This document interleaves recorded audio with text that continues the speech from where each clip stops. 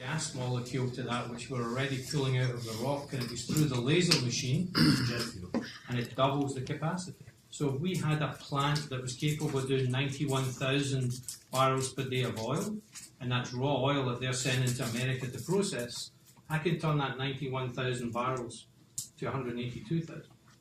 Or I can build something at half the size and split it and double it and still have finished product to the same volume that these guys are selling raw bitumen.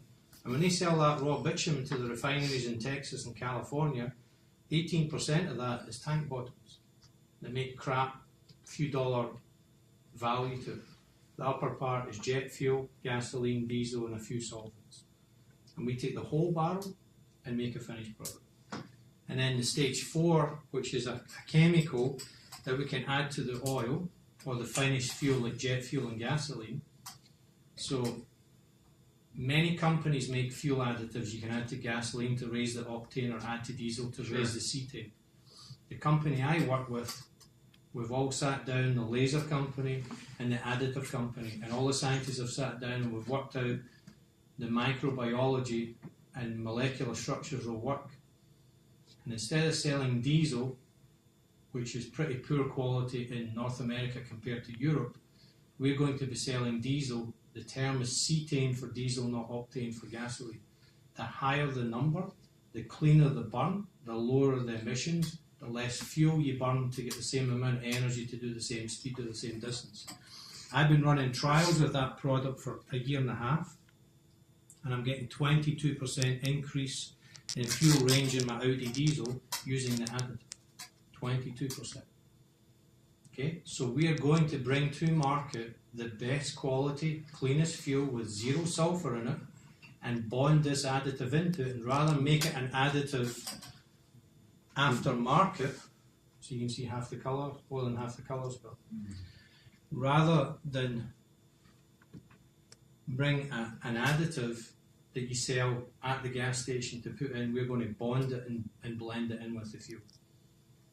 So if you go and buy a gallon of our fuel that we sell to a specific gas station in Peru, the emissions have dropped by 60%. Right, you said it. You said it best.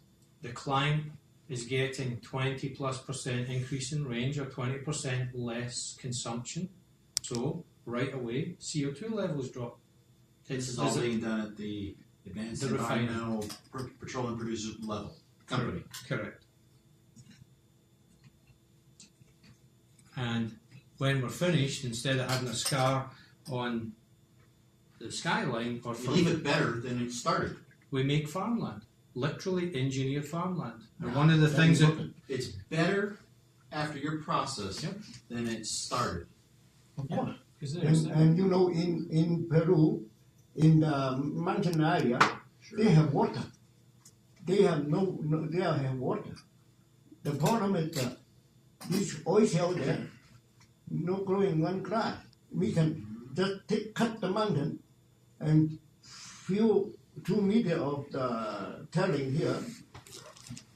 How many acres you want to bring? But it gets even better, because food security in any country is very important. China has bought up vast quantities. Food security. Food security, sure. China has bought up vast quantities of Africa, and so has Saudi Arabia, because they understand that their landmass in China is polluted, and Saudi Arabia is desert, and their population Africa is relatively clean. Not only in Africa, they bought in Australia. Oh no, I know. All over the areas where G20 countries will allow them to buy land, and in sub-Sahara countries where they need the money. But we go one better, because what does a farmer do when he grows a crop for 3 years, and if he's doing it right and it's organic, he puts a potato or pea crop in to balance the pH of the soil, leave the nutrients in, and goes back to growing his corn or whatever. Cycle, right? So what we're going to do, some fertilizer. what we're going to do is, because the rock is low fertilizer, we want to increase the humus material, because in all intents and purposes, we're growing in crushed rock. So what we do is we grow a crop called hemp. 700, 800 years ago, they were growing hemp. But the reason why we're growing hemp is twofold. One, it grows in Alberta in cold climates. It grows from seed to harvest in 90 days. Well, this is his area of specialization. When you grow hemp it encapsulates 6 times the CO2 per acre than any forest, and it does it all in 90 days. And whatever then you you can use the sell it hemp back. for, it locks that C2 up. So if you make hempcrete to build buildings in Peru, they still build with mud and turf and Yeah. clays. So we'll grow hemp, supply the hempcrete to the local community. All our buildings on site will all be environmental. Material, And we've locked up the CO2. We're now getting more carbon credits for the company on the public website based on how we do it compared to Fort McMurray. We could actually sell our carbon credits in Peru to offset Fort McMurray's because they are going to be capped out at 100 megatons of CO2. On top of that, from the hemp, you get hemp seeds, which are good for the body. You get hemp oil, which has got medicinal purposes. And for every 110 acres of hemp, it's $800,000 income. And there's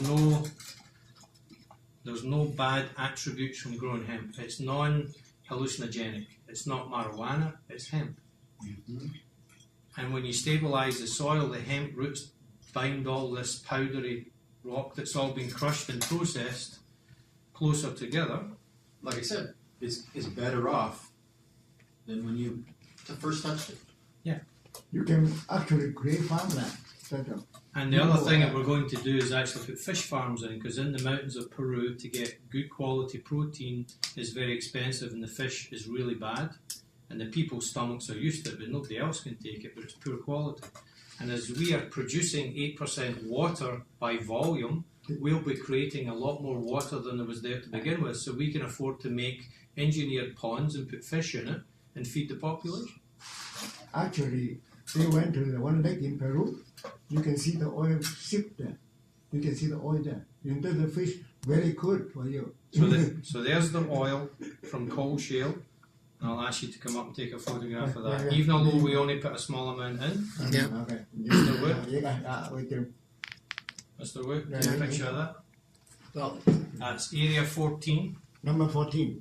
哦，我哋俾到喺呢度。你行過，唔係點？ Now, you'll get reports from us as we move forward after confidentiality. Every site, can you unplug that, Vincent, for me, please? Every site that we process, the university will run independent validation, and you'll see it's block 14, block 19, block 2. It'll tell you the volume of gas. It'll tell you the volume of hydrocarbons. It'll tell you the value of the gas, what's in the gas, what the value of it is for upgrading. Okay, so now while So you we're have all the permissions in place now, We've got all the obviously. permits. We have all the I'm licenses. aware of that, yeah.